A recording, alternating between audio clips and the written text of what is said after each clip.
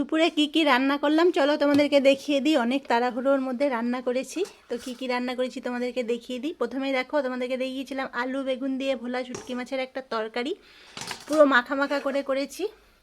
এখানে করে দিয়েছি দেখো আলু দিয়ে ডিম দিয়ে একটা ঝোল, পাতলা করে করেছি, বেশি মোটা মোটা করিনি, কেন একটা শুকনো তরকারি আছে। আর দেখো ভাতের পুরো ধোঁয়া উঠছে, একদম গরম ঝরঝরে ভাত, এখনই নামিয়ে নিয়ে আসলাম। এই পাশে এখনও হচ্ছে দেখো শাক ভাজা। এটা দু রকমের শাক আছে, কলমি শাক আছে আর পাট শাক আছে। পাট শাকটাকে আজকে আমি ছোটো ছোটো করে কেটে বেশ দিয়েছি। আর এই পাশে কুঁদরি আর উচ্ছে একসঙ্গে ভাজা করে নিয়েছি। তো এটাই আমার দুপুরের আইটেম। বাইরের ওয়েদারটা দেখলে মাথাটা গরম হয়ে যায়। একটু আগে এমন বৃষ্টি নামলো, ফটাফট করে ধানগুলো তুলে নিয়েছি, আবার দেখো আবার রোদ উঠেছে। বারবার কি ইচ্ছে হয় ধান বারবার মেলবো তুলবো।